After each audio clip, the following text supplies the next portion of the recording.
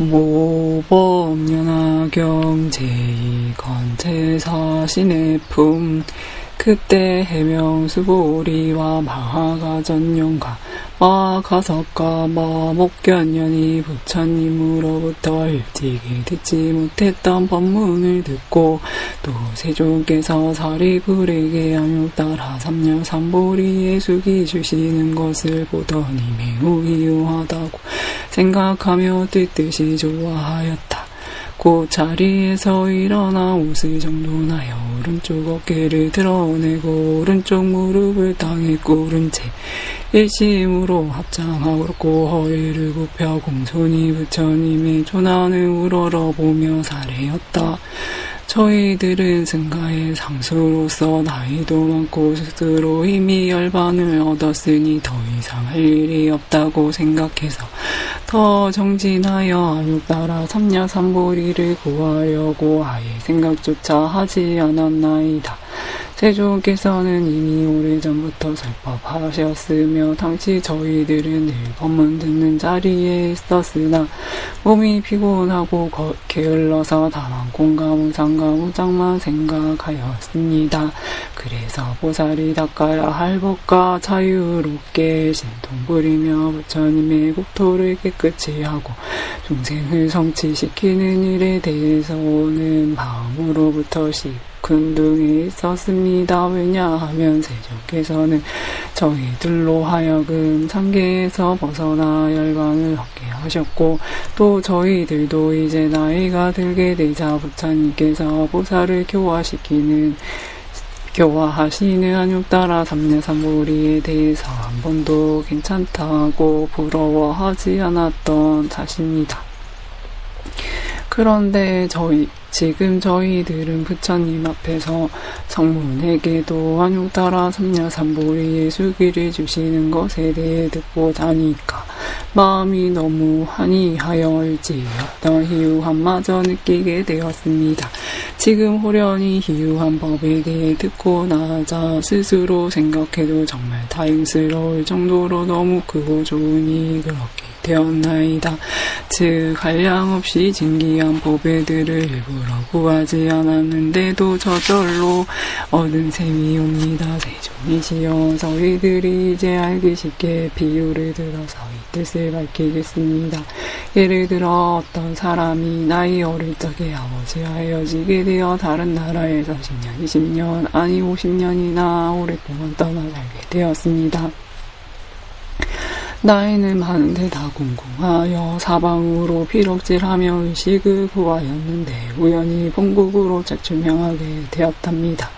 그 아버지는 이전부터 아들을 찾아다니다가 아직 찾지 못하고 어느 성에서 잠시 머물고 있었습니다. 그 집은 아주 부자여서 재물이 한량없이 많으니 금은 유리, 산호, 호박, 발효, 진주 등 온갖 보배들이 장고마다 가득 찼습니다. 하인과 천지기와 신하 보좌관 관리 일반인들도 아주 많이 있었고 코끼리, 말, 수레, 소, 양들도 헤아릴 수 없이 많았습니다.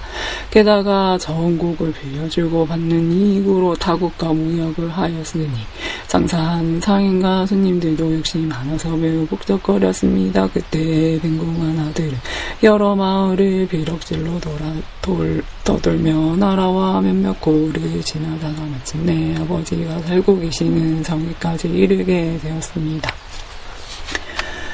아버지는 늘 아들을 생각하였습니다. 헤어진 지 벌써 50여 년이나 되었거늘 하지만 여태까지 어느 누구에게도 그 사실을 말한 적이 없었습니다. 그냥 혼자서만 생각하고 마음으로 한탄하면서 또 생각하되 나이는 자꾸 늙어만 가는데 재물은 산더미처럼 불어나는구나. 아무리 금과 은 등 각종 진기한 보배들이 창고마다 가득하더라도 자식이 하나도 없으니 내가 하루아침에 죽고 나면 재물도 산산이 흩어져 버릴 것이 아닌가. 이렇게 재산을 물러줄 사람이 없어서 무능히 외양 그 자식만을 기다리며 또 생각하기를 내가 만약 자신을 만나서 재물을 전해줄 수 있다면 마음이 홀가분하고 즐거워서 아무런 근심 걱정이 없으련만 세존이시여. 그때 빈곤한 아들은 푼파리로 전전하다가 아버지가 사는 집에 우연히 이르게 되었습니다. 대문 옆에 서서 멀리 아버지를 바라보자 상에 걸터 앉아 보배기에 발을 올려놓고 있었습니다. 그리고 많은 바람과 찰리와 거사들이 공경히 둘러서서 모시고 있었습니다. 아버지는 값이 10,000,000냥이나 듬직한 진주명락으로 몸을 지장하였고 관리인가 일반인 그리고 하인과 시중들이 손에 흰 불자를 들고 좌우에 서 있었습니다. 게다가 보배 휘장을 지고 온갖 꽃번을 들이웠으며 향수를 땅에 뿌리고 여러 가지 이름난 꽃잎을 뿌렸습니다. 더욱이 각종 보물들을 벌려놓은 채 내어주고 파단난이 이처럼 여러 가지로 작업함의 위엄과 덕이 한층 높아 보였습니다. 빈궁한 아들은 아버지의 커다란 세력을 확인하자 곧 두려운 마음을 품고 여기까지 온 것을 후회하며 속으로 가만히 생각하였습니다. 저분은 왕이거나 왕족일 것이야 내가 품을 팔아 삭을 받을 만한 곳이 아니로구나. 그러니 차라리 가난한 동네로 가서 일할 땅이 있으며 내 힘껏 일하고 벌어서 의식을 얻는 편이 낫겠다. 차치 여기서 오래 어물거리고 있다가는 강제로 붙들려 일을 하게 될지도 모르겠구나. 이렇게 생각하고는 급히 그곳을 떠났습니다. 당시 부유한 장자는 사자차에서 자기 아들이 온 것을 이내 알아채고 마음으로 크게 기뻐하며 이렇게 생각하였습니다. 나의 창고에 가득 찬 재물들을 물려받을 사람이 이제 제 발로 왔구나. 아무리 생각해도 만날 수가 없더니만 호련히 제 발로 직접 찾아왔으니 이것이야말로 내가 바라던 바가 아닌가 하네. 비록 나이만한 늙었으나 이런 까닭에 여태까지 재물을 소중히 아껴두었도 다 이웃고 곁에 있던 사람을 보내어 빨리 가서 아들을 데려오도록 하였습니다. 장자의 심부름꾼이 급히 가서 그를 붙잡으니 비롱뱅이 아들은 놀라 원망하며 크게 부르짖었습니다. 나는 아무 잘못한 것도 없는데 어찌하여 붙잡아 가느냐. 그러자 심부름꾼은 더욱 단단히 붙잡고 강제로 끌고서라도 데려가려고 하였습니다. 빈궁한 아들이 생각하기를 죄도 없는데 붙들려 가게 되었으니 반드시 죽고 말겠구나. 이런 생각이 들자 더욱 겁이 나서 정신을 잃고 땅에 쓰러져 버렸습니다. 장자인 아버지가 멀리서 그 광경을 보고는 심부름꾼에게 말하되 그 사람을 쓰지 않을 터이니 강제로 데려오지 말고 댕수를 얼굴에 뿌려서 빨리 깨어나게 하여라. 그리고 다시는 그와 말도 하지 마라. 왜냐하면 아버지는 아들의 마음이 용렬해졌음을 알았으며 자신의 호사함과 고귀함이 아들에게는 받아들이기 어려운 점이 될 수도 있다는 사실이 있기 때문입니다. 그래서 자기 아들인 줄 알면서도 일부러 어떤 사람에게도 그가 자기 아들이라고 말하지 않은 채 심부름꾼에게 다음과 같이 말하도록 시켰습니다. 내가 너를 놓아줄 터이니 네 마음대로 가거라. 빈궁한 아들은 너무 좋아서 일찍이 없던 희유함을 느끼며 땅에서 벌떡 일어나 가난한 마을로 가서 밥벌이를 하였습니다. 그때 장자는 아들을 휴인하여 데려오고자 방편을 베풀어 모양이 조라하고 보잘것없는 두 사람을 은밀히 보내며 이렇게 일렀습니다. 너희들은 저곳에 가서 저 사람에게 넌지시 말하기를 저기 품을 팔 곳이 있는데 삭을 2배로 준다고 말하거라. 그래서 저 사람이 허락하거든 데리고 오되 무슨 일을 할 것이냐고 묻거든 똥걸음을 치는 일이라고 답하여라. 그리고 우리도 너와 함께 그곳에서 품을 갈 것이다 라고 하여라. 곧 두 사람이 빈궁한 아들을 찾아가서 주인이 시킨 대로 말을 하자. 그때 빈궁한 아들은 품삯을 먼저 받기로 하고 돈걸음을 치우게 되었습니다. 아버지는 아들을 보니 한없이 불쌍하고 안타까웠습니다. 어느 날 창틈으로 멀리 아들을 보건대 야위고 조체하며 먼지 투성이고 더럽기 짝이 없는데 말할 수 없이 지저분하였습니다. 장자는 코 목걸이가 부드러운 의복과 장신구 따위를 벗어던지고 내묻고 허름한 옷으로 갈아입었습니다. 흙과 먼지를 몸에 묻힌 채 오른손에는 꼭 동구름치는 그릇을 잡고 조심스럽게 일꾼들 있는 곳으로 가서 여러 사람들에게 말하였습니다. 너희들은 부지런히 일하고 게으름을 피우지 마라. 이런 방편으로 그 아들에게까지 다가가서 또 이르기를 여보게 이 사람아, 자네는 여기서만 일하고 다른 곳에는 아예 가지 말도록 하게. 그러면 품삯도 더 올려줄 것이며 온갖 필요한 그릇이랑 곡식, 소금, 그리고 장 같은 일용품 따위도 걱정하지 않도록 대주겠네. 또한 늙은 일꾼도 있으므로 쓸 일이 있다면 언제든 붙여줄 터이니 편안히 안심하고 일하며 잘 지내도록 하게나. 나는 자네 아버지와 같으니 다시는 염려하지 말게. 나는 늙었지만 자네는 젊지 않은가. 그리고 자네가 항상 일을 할 때 속이고 성내거나 원망하는 듯 일체 불평이 없어서 다른 일꾼들과는 좀 다르더구만. 따라서 이제부터는 내 친자식처럼 여기겠네. 이리하여 장자는 빈궁한 아들에게 이름을 다시 지어주며 우리 아이라고 애칭으로 불렀습니다. 그때 빈궁한 아들은 비록 이렇게 대우받는 것이 기쁘기는 했지만 그래도 자기 생각에는 객지에서 온 천한 사람이거니 하여 20년 동안이나 똥그릇만 치고 살았습니다. 이렇게 지내는 동안 마음으로 서로 알고 믿게 되어 출입이 무난해졌는데도 그가 머무는 곳은 여전히 본래 있던 우추한 데를 벗어나지 못했습니다. 세존이시여, 그때 장자가 병이 들어 스스로 죽을 날이 멀지 않았음을 알고 빈궁한 아들에게 말하였습니다. 지금 나에게는 금과 은, 진귀한 후배들이 창고마다 아주 잔뜩 있도다. 그 가운데 어떤 게 많고 적은가, 또 무엇을 내어주고 받아야 하는가 따위를 이제 네가 다 알아서 하여라. 내 마음이 이러하니 내 뜻을 잘 받들어 처리하도록 하여라. 왜냐하면 이제 너와 나는 거의 똑같기 때문이니 더욱 조심해서 소홀히 하거나 실수하지 말지어다.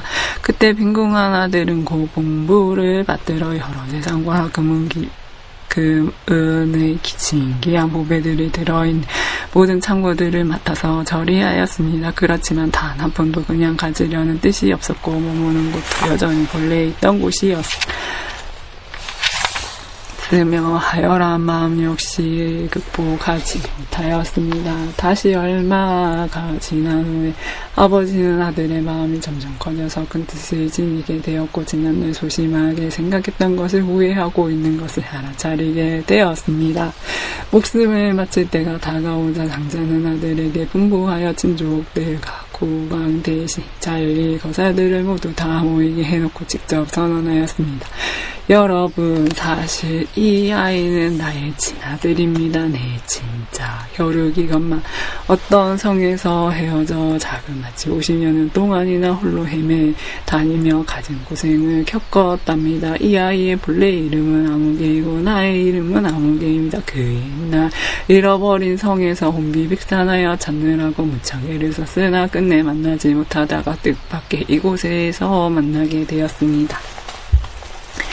이 아이는 나의 아들이고 나는 진짜 이의 아버지입니다. 이제 내가 소유한 재물들은 전부 다 아들의 소유이며 예전부터 내어주고 받아들이던 출납관계 온갖 일들도 앞으로 이 아들이 다 알아서 할 것입니다. 세존이시여, 이때 빈궁한 아들은 아버지의 그 말을 듣고 너무나 좋아서 일찍이 이유함을 느끼며 혼자 생각하기를 나는 본래 재물에 대해 조금도 바라는 마음이 없었는데 지금 이 엄청난 보배 창고가 저절로 굴러왔도다. 세존이시여, 큰 부자인 장자는 곧 열애시고 저희들은 다 부처님의 아들과 같나니 열애께서는 항상 말씀하시기를 저희들을 아들이라 부르셨습니다.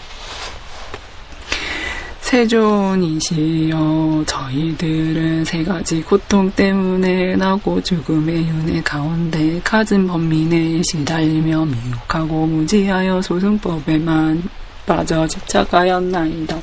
오늘날 세존께서 저희들로 하여금 모든 법의 희롱을 똥고름으로 생각하고 지워버리게 하시니 저희들은 가르친 가운데 부지런히 정진하여 열반의 하루 품삯을 얻는 단계에 오르게 되었나이다.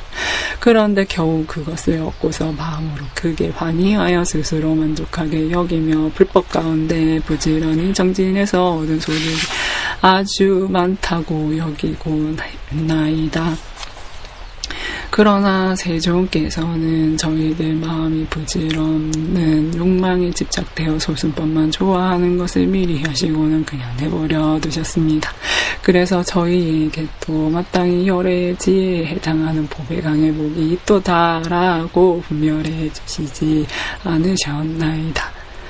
세종께서 반편력으로서 열애의 지혜를 설하셨건만 저희들은 부처님으로부터 하루 틈싸게 지나지 않는 열반만을 얻고도 크게 얻었다고 생각해서 대승을 구할 마음을 전혀 내지 않았나이다. 게다가 또 저희들은 열애의 지혜 덕택에 모든 보살들에게 대승을 열어 보이고 연설한 적이 있긴 있었지만 정작 스스로는 조금도 마음으로 대승을 원하지 않았었나이다. 왜냐하면 부처님께서는 저희들이 마음으로 소승법만 좋아하는 것을 아시고 반편력으로서 저희들 근기에 맞게 말씀하셨으나 저희들이 참으로 부처님 아들인 줄을 미처 깨닫지 못했기 때문입니다.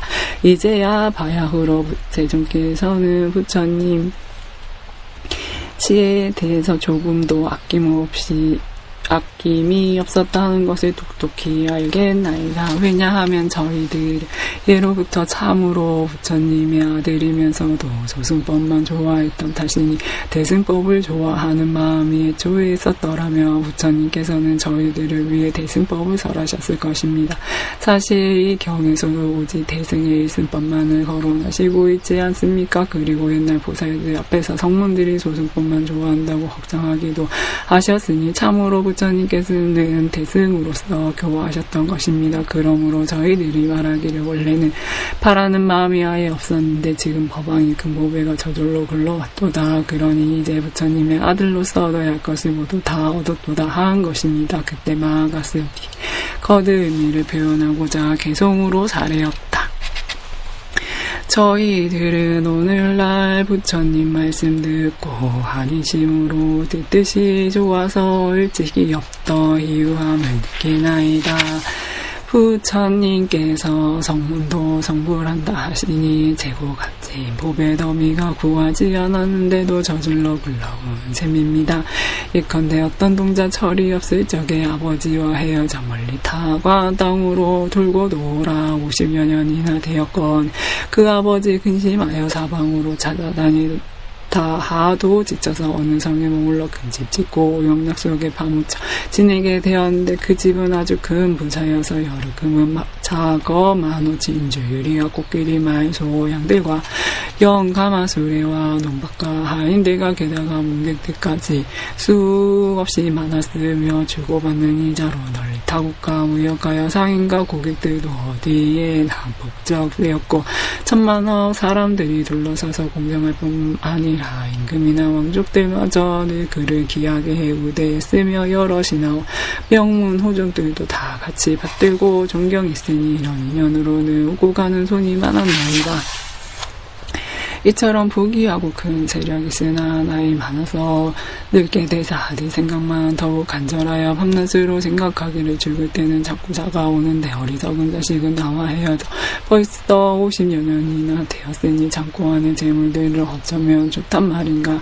다시 빈곤한 아들은 옷과 밥을 구하느라 이 마을에서 저 마을로 이 나라에서 저 나라로 떠돌며 얻어먹을 때도 있지만 얻어먹지 못할 때도 많아서 굶주리고 야인들과 몸에는 온갖 버짐까지 생겼으니 그렇게 이곳저곳 헤매며 아버지 사는 마을에 이르러 보험을 팔아 점점히 생활하다가 우연히 아버지 집에 이르게 되었나이다. 때마침 장자는 자기 집안에서 커다란 보배 휘장 둘러치고 사자자에 앉아 건속에 둘러싸여 하인들 시중법건 어떤 사람은 금과 은 각종 보물들을 계산하고 재산 전략 등을 문서에 기록하였나이다. 빈곤한 아들은 훌륭하고 존엄한 아버지를 보고 저분은 임금이거나 혹은 임금이 일가쯤 되겠구나 놀라고 두려워 혼자 생각할 때 내가 여기를 도대체 뭐 때문에 왔는가. 만일 오래 있다가 붙들리게 되면 강제로 일을 시킬지도 모르리라. 이렇게 생각하고 정신없이 달아나 가난한 동이를 찾아 분파리를 하고자 하였나이다. 장자는 이때 사과자에 앉아 멀리서 그 아들을 바라보고 묵묵히 아들임을 직감하고서 곧 하인을 보내어 데려오게 시켰나이다. 그러자 빈궁한 아들은 놀라 소리치고 기절하여 땅에 넘어지며 생각하기를 모르는 사람이 날 잡아가니 반드시 죽이리라. 그가 의식을 얻으려고 뭐하러 얘까지 왔는고. 장자는 아들이 우치하고 용렬해서 자기 말을 믿지 않을 뿐더러 아버지란 사실도 믿지 않을 것을 알고는 곧 방편으로서 다시 다른 사람을 보내었으니 애꾸 눈에 키 작고 누추하기 짝이 없는 아주 볼품없는 자를 시켜 말하기를 네가 가서 저기 분팔 때가 있으니 함께 가자 하거라. 똥구름이나 지워주면 딴 데보다 곱을 준다고 말하여라. 빈궁한 아들이 그 말을 듣더니 좋다고 따라와서 똥구름을 지우며 집안 청소 깨끗이 하였나이다. 장자가 창틈으로 항상 그 아들을 내다보건대 아들이 용렬해서 천한 일 좋아하는 것을 염두에 두고 이에 때 묻고 더러운 옷을 갈아입고서 거름지는 똥통을 직접 손에 든 채 방편으로 아들 저소에 가까이 다가 부지런히 일하도록 당부하며 말하되 이제 너의 품삯도 올려주고 발에 바르는 기름도 줄 것이며 음식도 넉넉하게 주고 자리도 따뜻하게 해주리라. 다시 간절히 다 이르기를 너는 마땅히 부지런히 일하도록 하여라.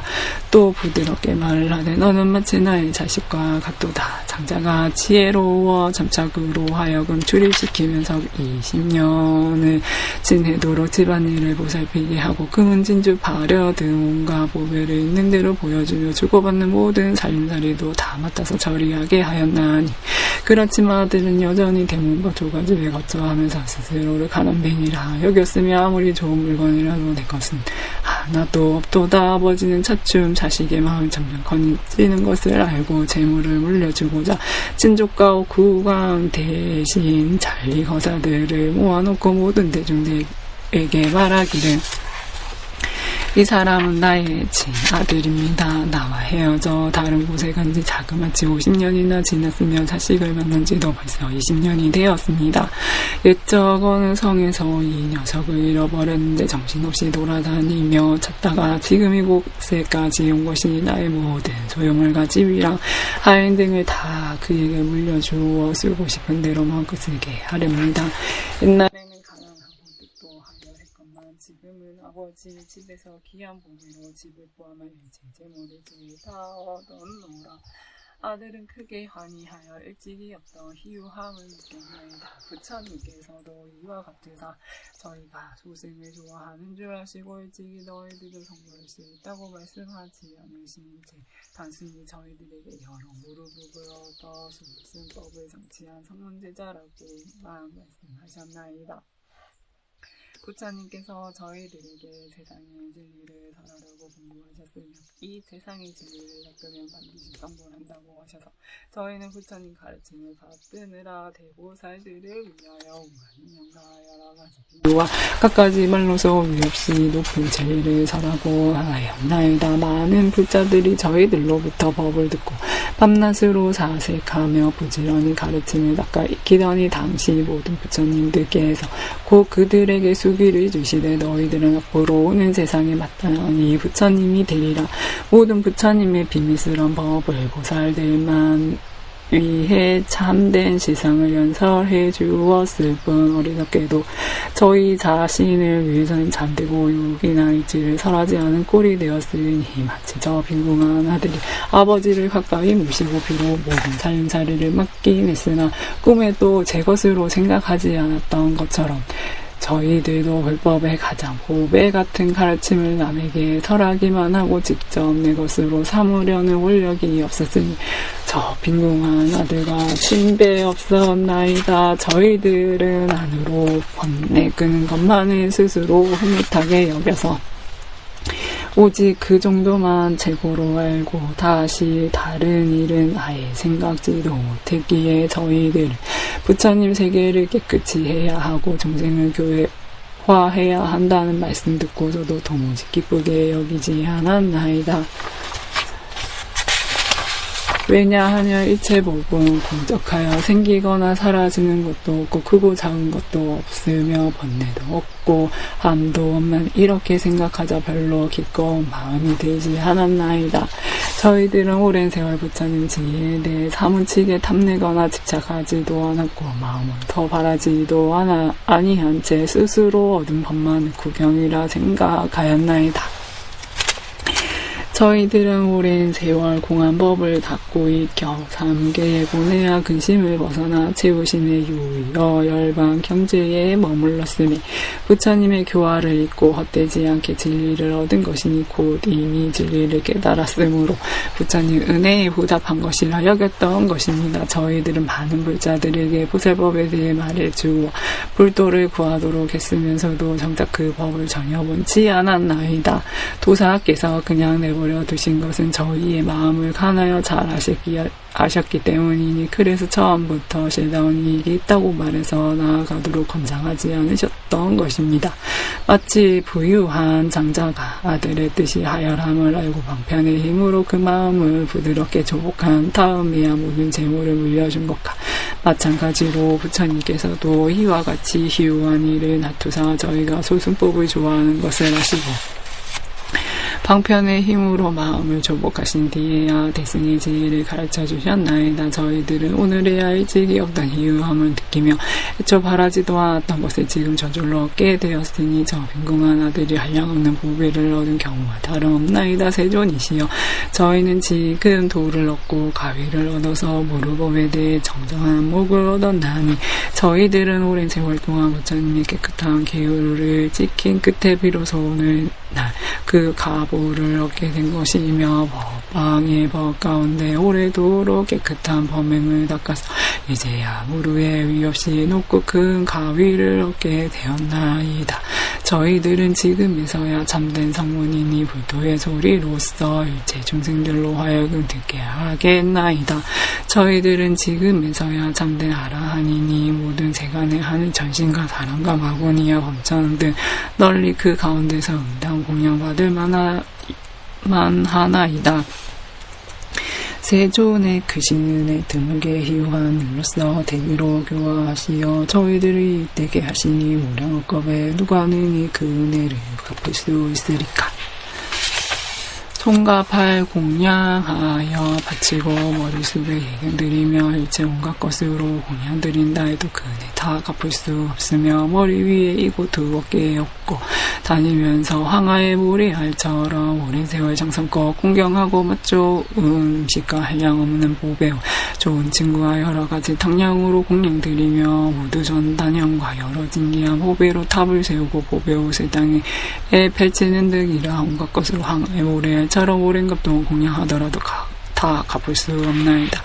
모든 부처님의 희유하사 무량무변의 불가사의한 큰 진통력 있으시며 번뇌 없고 함이 없는 모든 법의 왕이시건만 하열한 자를 위하여 일생의 가르침을 참고 말씀하시지 않은 채 상에 매인 범부 중생들의 근기에 맞게 사법하셨나이다. 모든 부처님들께서 법을 자제하시어 중생들의 온갖 욕망과 의지력을 하시고 중생이 감당할 수 있는 정도에 맞게 한량없는 비유로 법을 설하시되 여러 중생들의 숙세의 성분을 따라서 숙한 근기와 그렇지 못한 근기 살피시어 각가지로 헤아리고 분별하여 하시고는 근기에 맞게 일승도를 삼승으로 설하셨나이다.